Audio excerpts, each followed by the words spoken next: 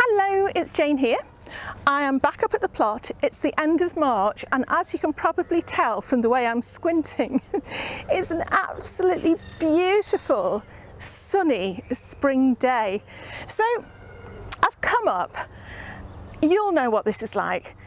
This time of year there are so many jobs to be getting on with, but what I really need to do today are loads of bits and pieces. So I just thought I'd bring you with me and we'll get on with some pottering. I've got some seeds to plant, haven't we all? I've got some plants I want to divide up to send out to friends. I've got, I don't know, potting on, lots of little bits and pieces. So I'll show you my potting table in a minute. You've seen a little sneak preview if you're on the Facebook group, but it's not finished, but I'll come back to that in a minute. But yeah, before we get started, being as it is so lovely and warm, look, no jumper, no scarf, we'll just have a quick look and see what the temperature's like in the Polytunnel. Okay, the thermometer here is telling me that the maximum temperature has been 108.5 Fahrenheit, blooming heck. And if I put that in centigrade, 42.5 degrees centigrade. That is crazy. The minimum's been -5 degrees centigrade. You see, I don't know how long that period lasts for. That could be that it was -5 back in January. It could be it was last Tuesday. I don't know. I need to look up the instructions. But 42 back to Fahrenheit, 108.5. That is warning me then that these strawberries are going to need a little bit of watering.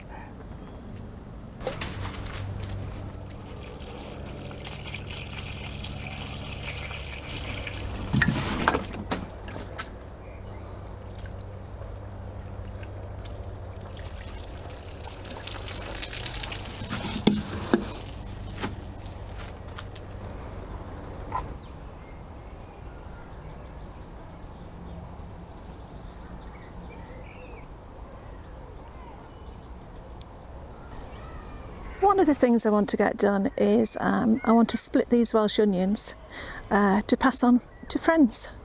So I'll sit down in a minute and show you how I do it. Okay, here we are. It's Heads Off TV again. I'm quite a long way. I don't know, can you see me? You can't, but it doesn't matter. Right.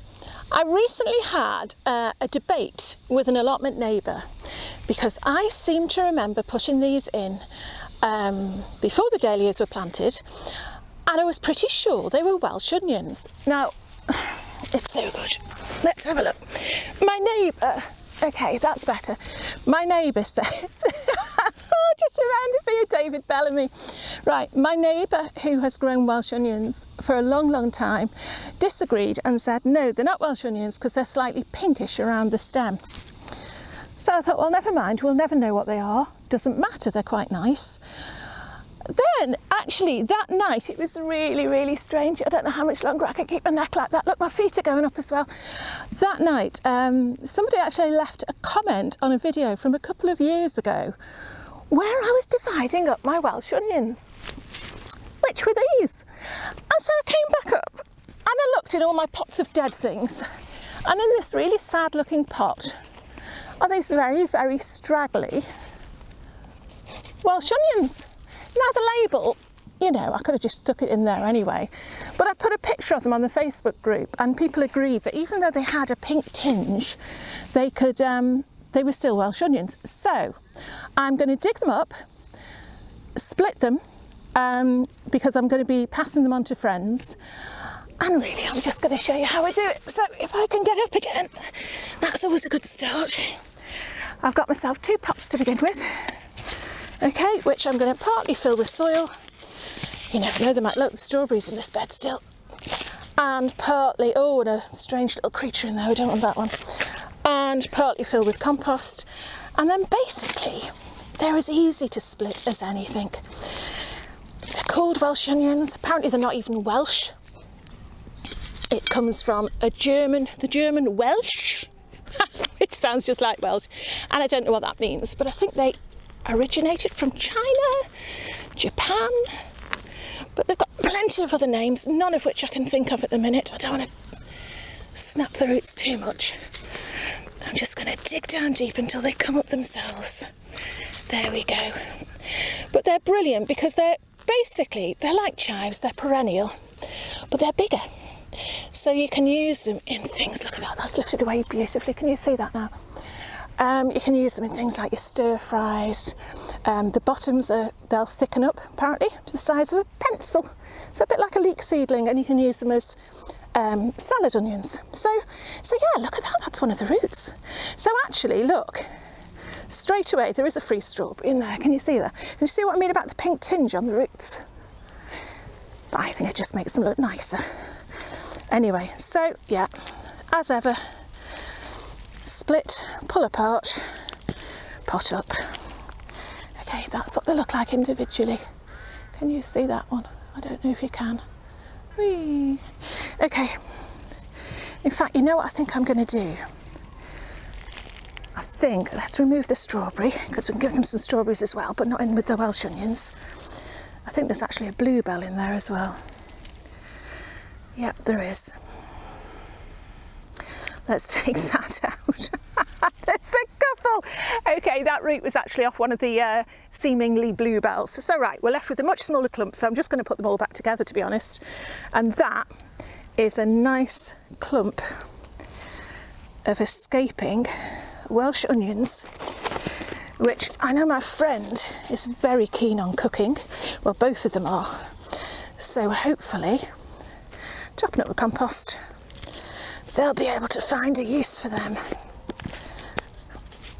And hopefully, they'll be glad to have them. Okay.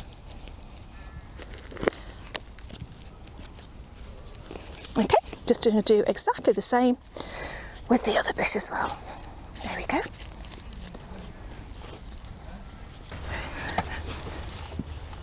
Okay, what do you think? It's my new potting table.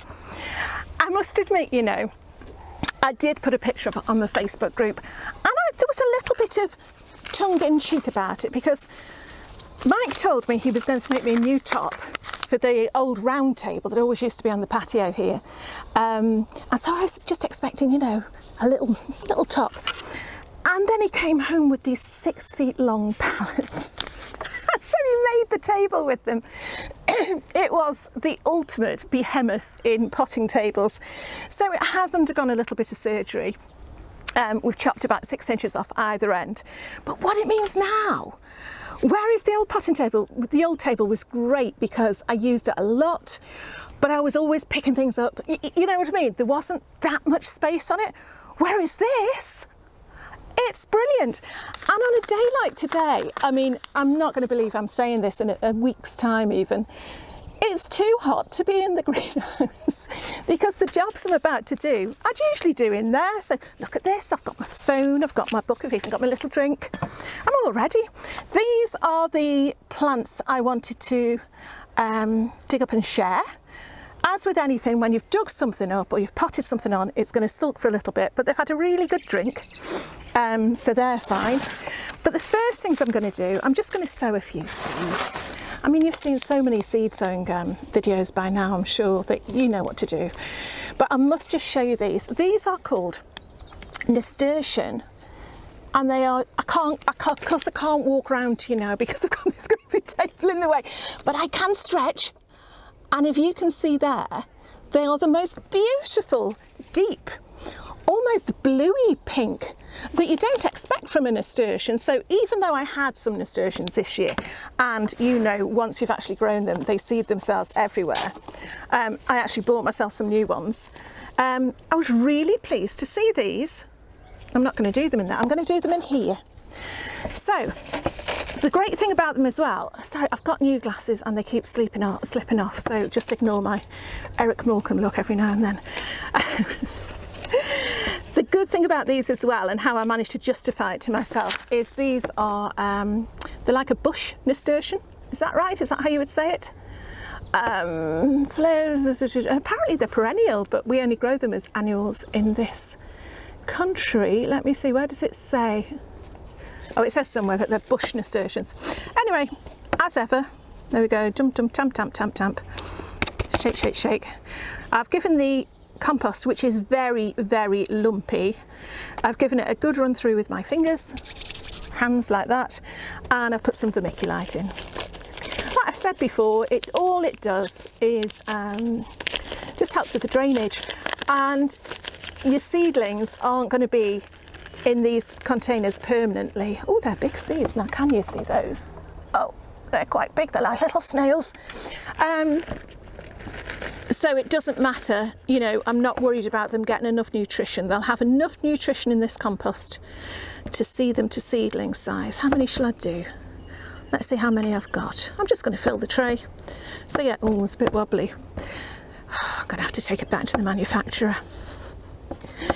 Yeah, I think I should get about 20 in here. But yeah, I just fancied today coming up and just getting on with a few bits and pieces, because I came up, that's an empty shell, I came up a couple of days ago and had the most glorious time just weeding. You know, am I ever going to, I'm going to like ironing next. It was just so lovely, and not feel like, right, I've got to get this done, right, I've got to get that done, because we all know what a mad time March can be with regard to your sowing. And I certainly haven't done any mammoth sowing sessions this year. It's been a little bit here and there, and oh, maybe 21. You know where I've put my labels? You know what, really, I should edit this bit out because I can't quite believe I've done it. My labels are under the compost in here. I actually put them in this tray to bring it out of the greenhouse.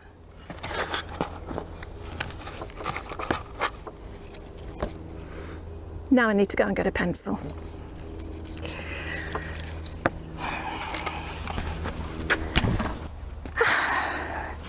There's always something, isn't there? There's always something. The pencil's probably in here as well. I've got a different one. Right, okay. Can't remember what I was saying. Basically, yeah, just going to lightly cover those up. You know, I've noticed when I've watched different people's seed sowing videos, everyone's got a different way of sowing seeds. Some people are really, really precise. Other people, like me, we just put it on and we tamp it in with the back of our hands, making sure that the compost touches the seed, and then we give it a good old water, and that's it. And you know what? Everybody's turned out the same. They all turn out well. So, first things first, or last things last, nasturtium. What's it called? Dual cherry rose. So I'm going to put JCR on that, and I'm going to put that to one side. That's my nasturtiums done. Yeah, and I think maybe it's a thing that maybe you learn more with gardening as you go along. You just get, you do get a bit more confident with what you're doing, because you've got to. It's like anything, you know, if you do it over and over, like riding a bike, you get more confident in it, and you can then start doing wheelies and things like that. I'm not going to be doing wheelies, but you start to do things that you don't even realise you're doing. So maybe if I'd never planted a seed before, which probably, look at these glasses, which probably some of you are thinking, yeah, you look like you haven't, Jane. You'd be really worried about how much soil to put in, what size pot, what should I do with the seeds, but yeah, they just go in. You know, basically they need some soil, some water. Give them the size of pot. When you're considering the size of pot to put them in, think about how long they are going to be in there. Now, the nasturtium seeds are going to be in that little tray until basically they're big enough to pot on. But the courgette seeds, which are what I'm doing next, I know they are going to grow quite big, quite fast, and I want them to stay in these pots for a reasonable amount of time. So let me show you what I'm doing now. Some people would damp their soil first, which is always a good idea, to put your seeds onto damp soil. I haven't. It's not going to make much of a difference. These sow March to May, and these are some of the lovely ones from the seed box again from Joanne, so thank you so much, Joanne. And these are called green bush courgettes, which I think are your standard courgettes that at the moment we pay absolutely through the nose for in the shops. But if you're a canny gardener, you get them and you freeze them, or you make them into soup. It gets to the point, again, I'm growing 4 courgettes. I'm probably not going to try any different sort of squash this year. I am going to stick to your bog standard courgette. Nice big seeds. If you've got kids planting with you, or anyone who's got dexterity issues, these are great because they're lovely big seeds to handle. A bit like the nasturtium seeds, really. You don't want people worrying about dropping them. And like with the melon seeds that I did last week, good excuse to put a link up, I'm going to put them in on their side. Doesn't matter too much if you don't. They're just at risk more of going a little bit mouldy if they're flat on their back. Okay? So the bird thought that was funny. Okay, so again, a little bit of potting. I need to put labels in those. So found another label in the soil. Look, I'm growing labels. That would be good. Imagine if you could grow labels, you'd save a fortune.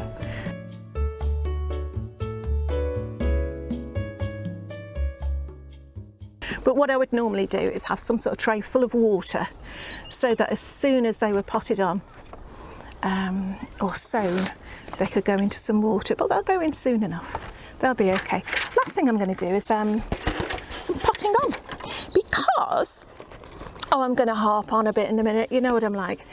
A neighbour has very kindly given us some red cabbage seedlings. Now, again, he's brilliant. At some point I will show you inside his polytunnel. He reuses so much stuff. He keeps all his yoghurt pots, he asks his family for them, all his pop bottles, all that sort of stuff.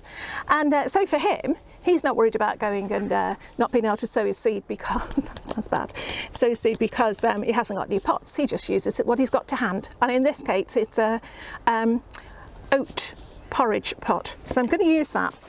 And what I'm going to do with these are red cabbage. Now we haven't sown ours yet, which is just as well, because all I'm going to do with these is pop them on into this tray. Again, just filling and filling and filling. You can go through, keep coming across these labels. Oh my goodness, I better take them out now. They'll be in there forever. I'm sorry, I've got a really itchy nose as well.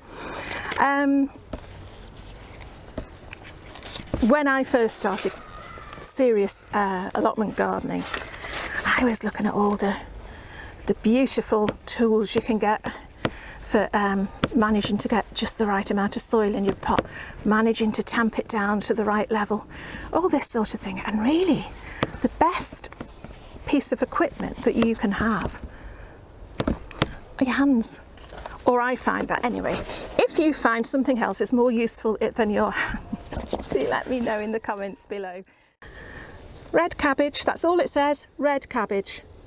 Okay, no idea what variety, but I'm just going to, again, be very, very careful with the stem, as ever. Little leaves popping out the top. Use my fingers, you see, they're part of my hand, look at that. That, I would like to think, if we don't kill it beforehand, it's going to give us a nice red cabbage to harvest. I love red cabbage. This time next week we've actually got snow forecast, so you really can't tell. I mean, we did have what's called a full spring a few weeks ago. It wasn't quite as warm as this, but it certainly encouraged us to all get back out in our garden and gardens and see what was going on. And it's just lovely. And I think this is one of the reasons I prefer spring to summer. There's so much expectation, there's so much excitement. I suppose a bit like autumn as well, really, those transitional seasons. It's just lovely. And yeah, whereas to me in summer, it's nice, it's a bit boring. Winter, ditto, you know, it's nice, but not a lot happens. So for me, this is my best part of year. I think if I was a season, I would be spring. I can imagine some of you thinking out there, well, you look like you're approaching winter, which I am, but in my mind, I'm still spring. Okay, I'm going to carry on doing these. Give everything a good water. I'm going to water the greenhouse before I go because it's going to be lovely for the next few days, apparently. So hopefully we're in the UK, or certainly my part of the UK, in the Midlands, we'll be able to get outside and enjoy, if you've got the time, enjoy any green space that either you've got or that's around you, and appreciate it, because it's going to snow very soon. Okay, I'm going to go now. Let me just mention before I go, Jane, stop. Transatlantic Melon Challenge, it's going really well. If you have joined in, again, I'll put a link above. I'll put all the links below to it. Quite a few people have got their melon seeds planted now. Please, if you have done and you're on Instagram, picture them on Instagram using the hashtag. Get pictures on the Facebook group using the hashtag. And yeah, I think we've started a nice little melon growing community, so that's an exciting thing as well for this year. Lots of exciting things going on, apart from me wittering on. Okay, I'm just going to sit here quietly. Might have my apple in a minute. I'm going to get these done and then have a little break. Okay, hope you're okay wherever you are. Subscribe, hit the bell, leave a comment. But most of all, take care, and I'll see you very soon. Bye for now.